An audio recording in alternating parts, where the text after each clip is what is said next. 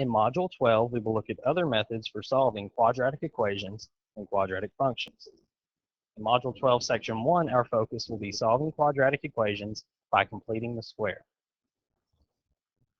We previously have used factoring for solving quadratic equations. This chapter will introduce additional methods for solving quadratic equations.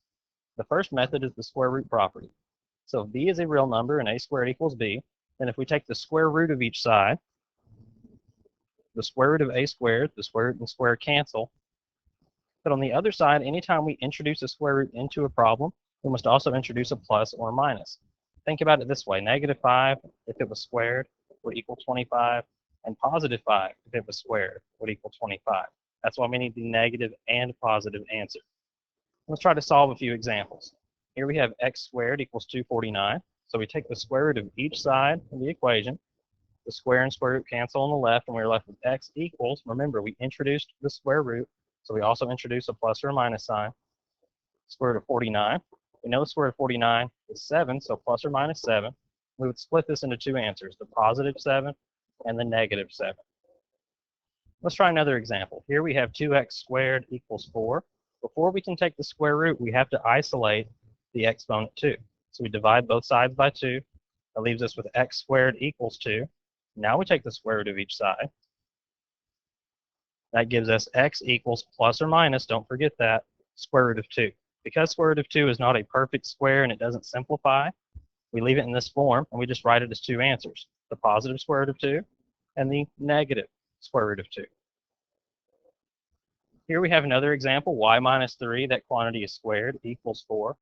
And while y minus 3 looks more complicated than the x squareds we saw from the last page, it is still the squared quantity.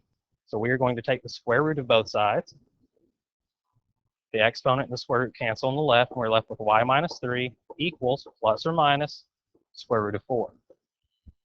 Square root of 4 is 2, so we have y minus 3 equals plus or minus 2.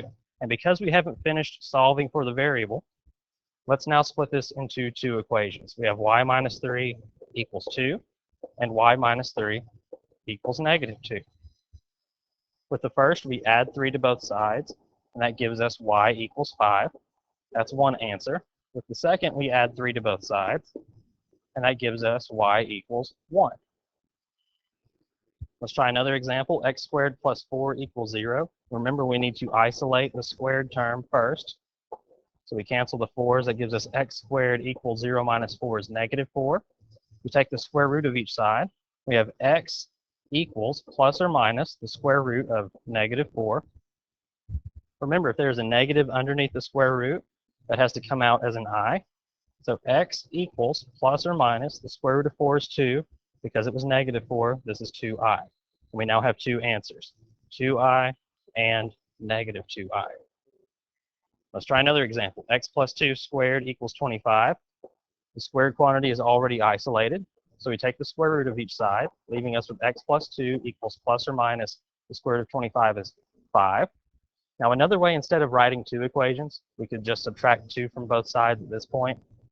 That would give us x equals negative 2 plus or minus 5. Negative 2 plus 5 is a positive 3. Negative 2 minus 5 is negative 7. Here's another example. 3x minus 17 squared equals 28. We take the square root of each side. That leaves us with 3x minus 17 equals plus or minus the square root of 28. Now, because 28 is not a perfect square, we find its prime factorization and simplify as much as we can. 28 can be rewritten as 2 times 2 times 7. Because we're taking the square root, we want a pair of identical factors, which we have in 2. So we bring the 2 to the outside, plus or minus 2, and we have a leftover of 7. So we have 3x minus 17 equals plus or minus 2 square root 7. Now let's isolate the variable. We add 17 to both sides. That gives us 3x equals 17 plus or minus 2 square root 7. Now we can divide both sides by 3. And we're left with x equals 17 plus or minus 2 square root 7 over 3. Just like we have in other examples, we write this as two answers, 17 plus 2 square root 7 over 3. and 17 minus 2 square root 7 over 3. Let's try another method. We notice from the 3 polynomials at the top of the page, they all have something in common. They are all perfect square trinomials. Notice that in each case, the constant term is the square of half of the coefficient of the x term. This will always be true as long as the x squared term has a coefficient of 1. So for example, if we looked at half of 12 divided by 2, that's 6, and 36 is 6 squared. Half of 18, it should be 18x, is 9, and 81 is 9 squared, and so on. So let's try to practice completing a square, which means if we are given 2 terms, we want to find the constant term that would make this a perfect square trinomial. To do so, we take the coefficient of x and divide it by 2. So 10 divided by 2, actually it's negative 10 divided by 2, equals negative 5. When we square negative 5, that gives us a positive 25. So positive 25 would make this a perfect square trinomial. Let's try the next example. The coefficient of x is 16. So we start again. 16 divided by 2 is 8. 8 squared is 64. The last example, negative 7 is the coefficient of x. Negative 7 divided by 2 is just negative 7 halves. If we square negative 7 halves, that will give us a positive 49 over positive 4. We now look at a method for solving quadratics that involves a technique called completing the square. It involves creating a trinomial that is a perfect square, just like we did in the last few examples, setting the factored trinomial equal to a constant, then using the square root property from the previous few examples. So let's look at the step-by-step process for completing the square. If the coefficient of x squared is 1, we go to step 2. Otherwise, we divide both sides of the equation by the coefficient of x squared. Step 2, we get all the variable terms on one side of the equation. Step 3, we complete the square for the resulting binomial by adding the square of half of the coefficient of the x to both sides of the equation. Factor the resulting perfect square trinomial and write it as the square of a binomial. Then we use the square root property to solve for x. Let's try a few examples. Here we have y squared plus 6y equals negative 8. The coefficient of y squared is 1, so we go straight to step 2. In step 2, we take the coefficient of our variable to the first power, which in this case is 6, and just like we did before, we divide it by 2 and square it. 6 divided by 2 is 3. 3 squared equals 9. Once we find that number, we add it to both sides of the equation. So this becomes y squared plus 6y plus 9 equals negative 8 plus 9. At this point, we would want to factor the left-hand side, but because it's a perfect square trinomial, we have a nice little trick we can use to factor it every time. When we take our number and divide it by 2, so we had 6 divided by 2, that gave us a positive 3. Every time, our perfect square trinomial will factor into the variable plus or minus that number, depending on if it's positive or negative. In this case, it's positive, so that variable plus 3, that quantity will be squared. Equals negative 8 plus 9 is 1. Now we can use the square root property that we learned earlier in this section. This becomes y plus 3 equals plus or minus. The square root of 1 is just 1. We can now subtract 3 from both sides of the equation. So y equals negative 3 plus or minus 1. Remember, this gives us two answers. Negative 3 plus 1 is negative 2. Negative 3 minus 1 is negative 4. Let's try another example. Y squared plus y minus 7 equals 0. We see that the coefficient of y squared, again, is 1, so we don't have to divide both sides by anything. We do want to move the constant to the other side of the equation. So we add 7 to both sides. We're left with y squared plus y equals 7. To make a perfect square trinomial on the left-hand side, we take the coefficient of y, which doesn't show up, so that means in this case it's 1, divide it by 2, and square it. 1 divided by 2 is just 1/2. 1/2 squared is 1 over 4. So here's what we're going to do. We're going to take another shortcut. We're going to add the 1 over 4 to the right-hand side, just like we did in the last example.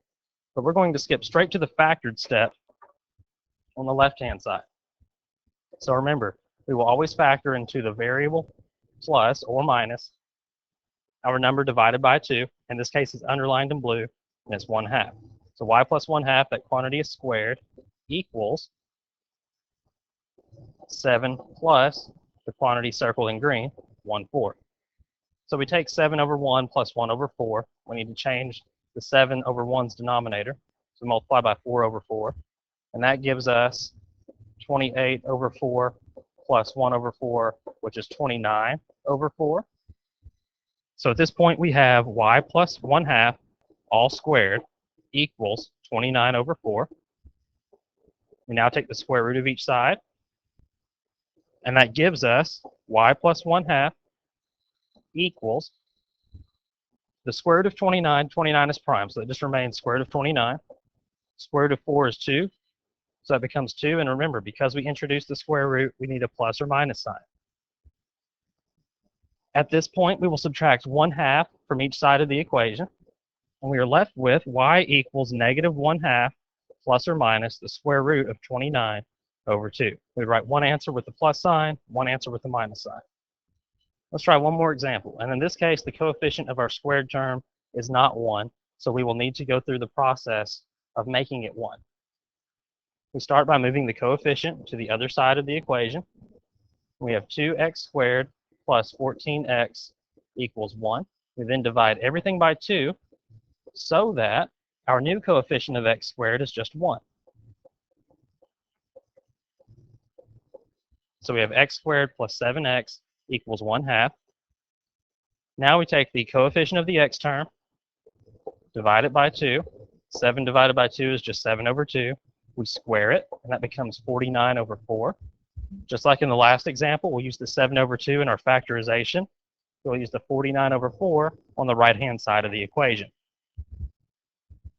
So our factored left side becomes the variable plus our number divided by 2, so 7/2, all squared, equals 1/2 plus 49 over 4. At this point, again, we need to get a common denominator with our fractions. So we multiply times 2 in the numerator and denominator with the 1/2. That becomes 2 over 4 plus 49 over 4, which is 51 over 4. So our new equation is x plus 7/2 all squared equals 51 over 4. So we take the square root of each side. That gives us x plus 7/2 equals plus or minus the square root of 51. 51 is not prime, so we can try to break it down.